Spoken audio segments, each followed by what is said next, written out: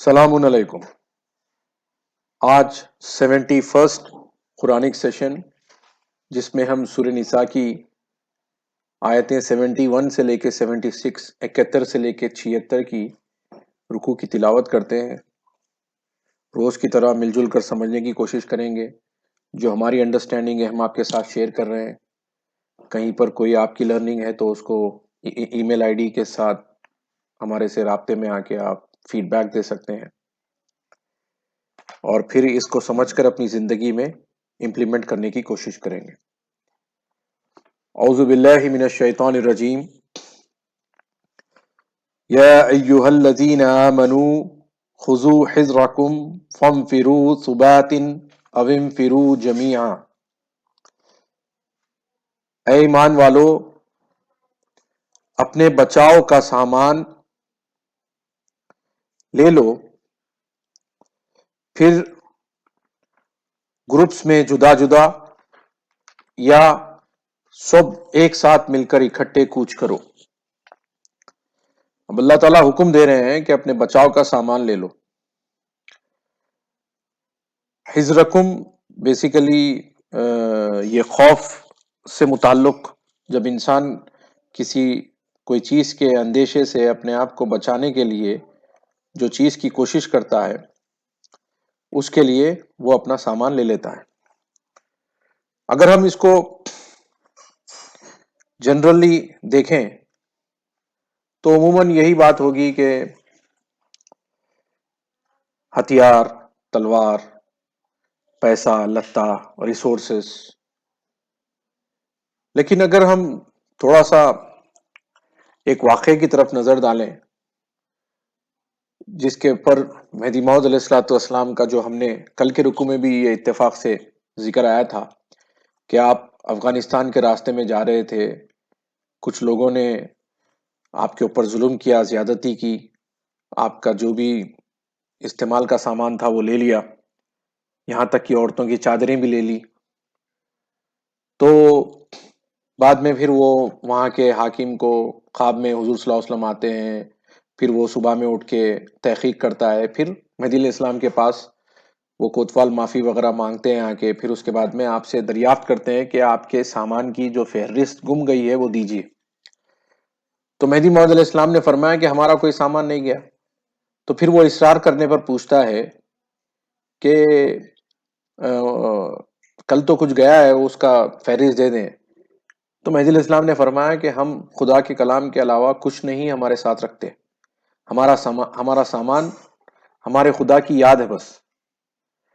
تو اور اس واقعے سے بھی جہاں پر تاریخ میں بات ہے کہ جب حضرت سید محمود رضی اللہ تعالیٰ عنہ مہدی موعود علیہ السلام کے فرزند نکل کے جانے لگے تو مہدی علیہ السلام نے جو آپ کے لیے وصیتی کلمے بولیں یا خدا حافظ کا جو کلمہ تھا، ہر جا کے باشد با یاد خدا باشد، یعنی جہاں کہیں بھی رہو خدا کی یاد کے ساتھ رہو۔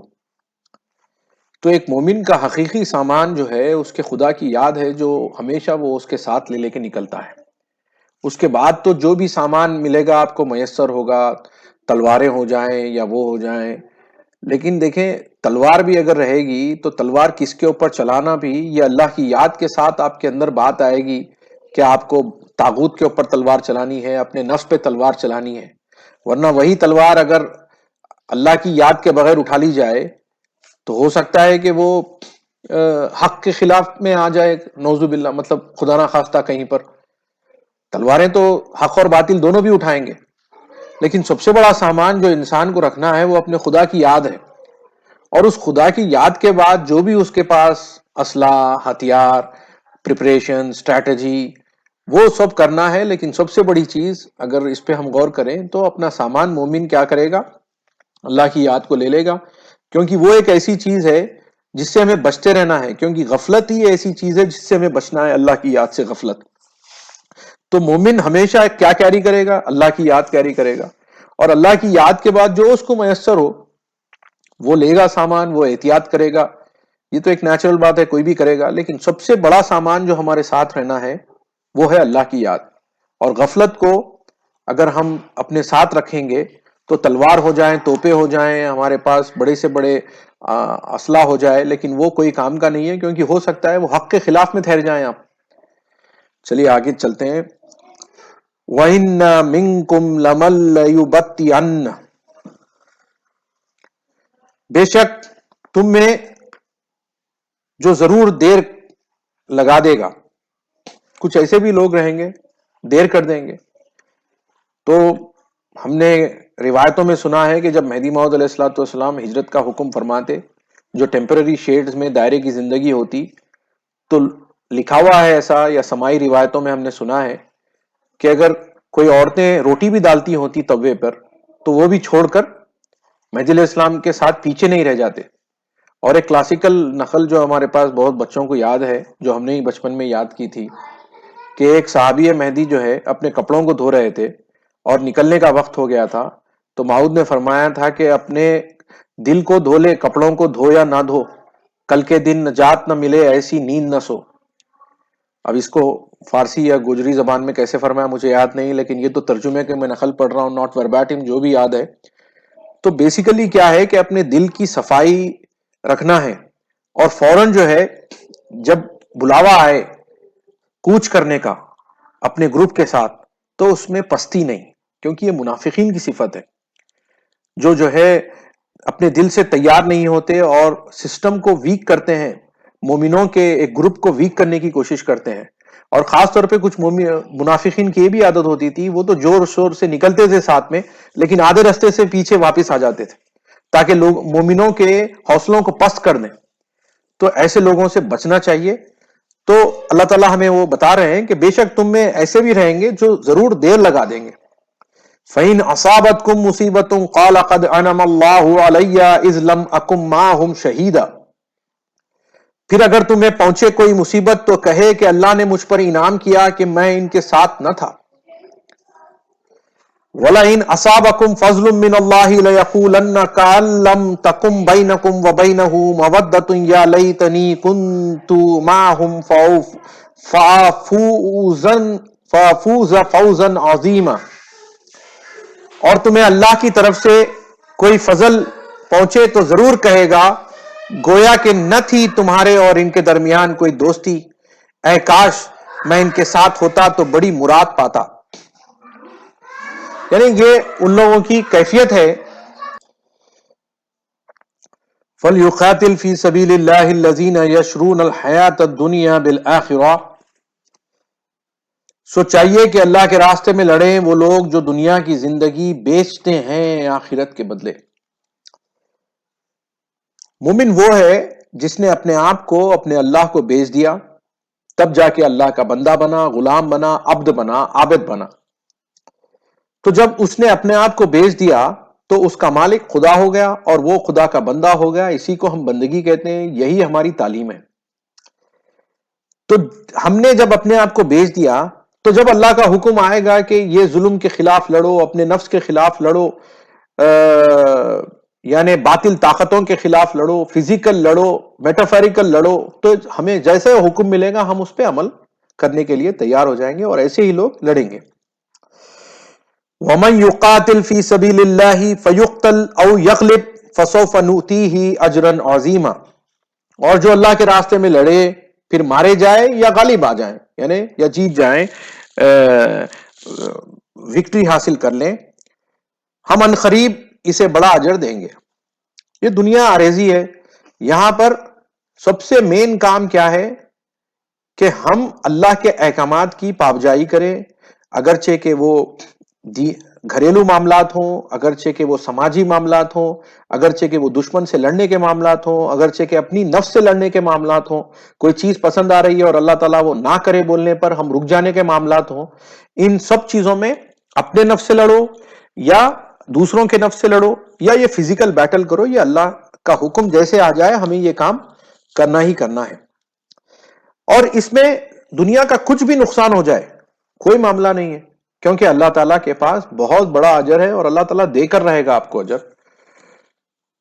وَمَا لَكُمْ لَا تُقَاتِلُونَ فِي سَبِيلِ اللَّهِ وَالْمُسْتَضْعَفِينَ مِنْ الرِّجَالِ وَالنِّسَاءِ وَالْوِلْدَانِ الَّذِينَ يَقُولُونَ رَبَّنَا أَخْرِجْنَا مِنْ هَذِهِ الْقَرْيَةِ الظَّالِمِ أَهْلُهَا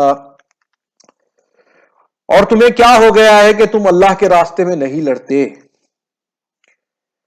اب یہاں پر انہوں نے کیا کر دیا ترجمے میں، اور تمہیں کیا ہو گیا کہ تم اللہ کے راستے میں نہیں لڑتے کمزور بے بس مردوں اور عورتوں اور بچوں کی خاطر. اچھا، بچوں کی خاطر.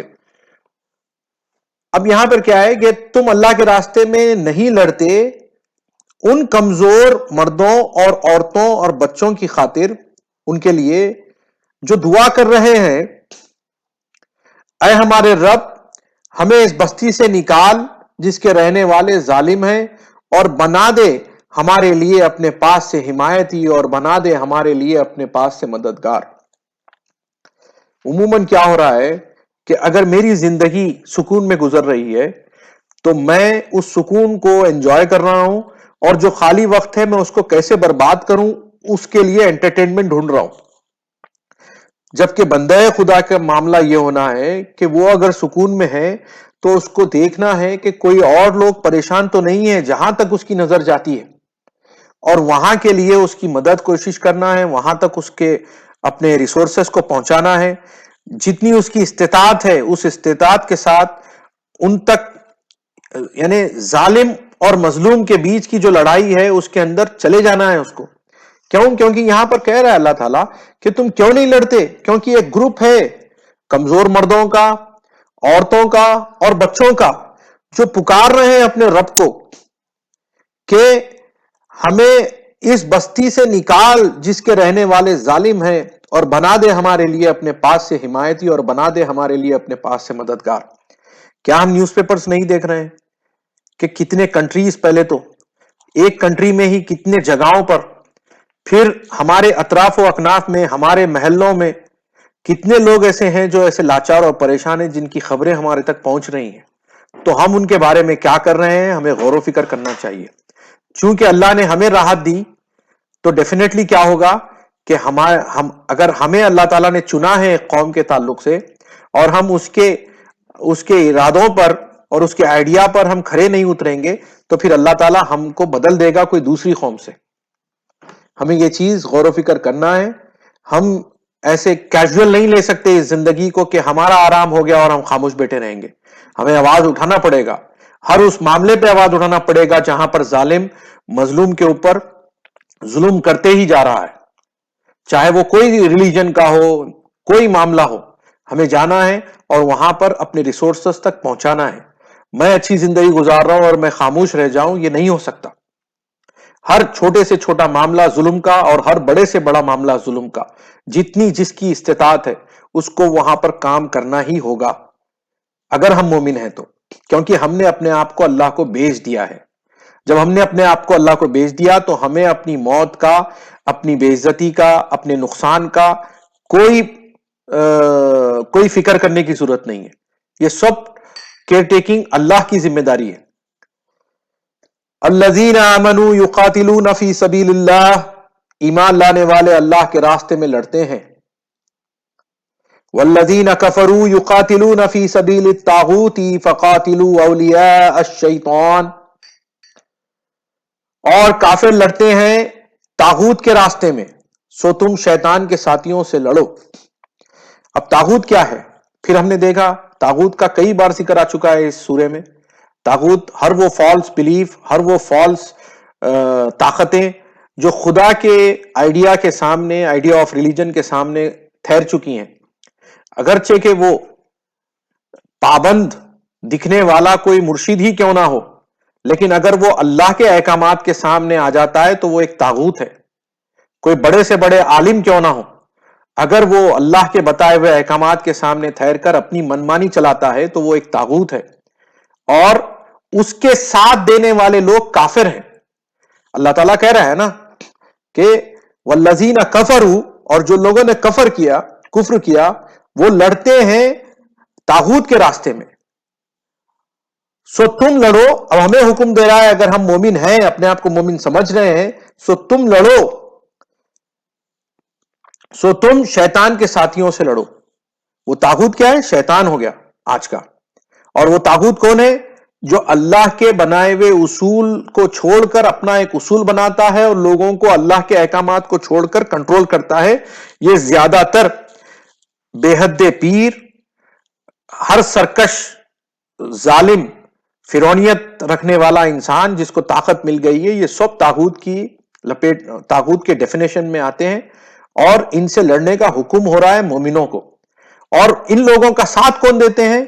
وہ لوگ جو کافر ہیں، کہہ رہا ہے قرآن، ان کید الشیطان کان ضعیفا، بے شک شیطان کا فریب کمزور بودا ہے۔ ہمیں کوئی ڈرنے کی ضرورت نہیں ہے۔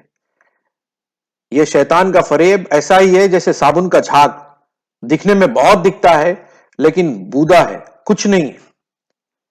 امید ہے کہ ہم اس کو اپنی زندگی میں عمل کریں گے، کیونکہ ہم اپنی زندگی میں کئی ایسے ظلم کو دیکھتے ہیں اور خاموش بیٹھتے ہیں، یہ سوچ کر کے بھائی ہمارے ساتھ تو کچھ نہیں ہو رہا ہے نا، ہمارے ساتھ تو وہ طاغوت اچھا ہی کر رہا ہے نا۔ لیکن ایسا نہیں ہے۔ مومن اپنے آپ کو بیچ چکا ہے، اللہ کے حوالے کر چکا ہے، اور اس کا کام ہے کہ وہ طاغوت سے لڑے۔ اور جو لوگ کافر ہوتے ہیں وہ لوگ طاغوت کا ساتھ دیتے ہیں۔ اسی لیے ہمارے پاس جو بار بار ہم دعا کرتے ہیں، اللہم ارنا الحق حقا وارزقنا اتباعہ وارنا الباطل باطلا وارزقنا اجتنابہ بفضلک وکرمک یا اکرم الاکرمین وبرحمتک یا ارحم الراحمین۔ صدق اللہ العلی العظیم۔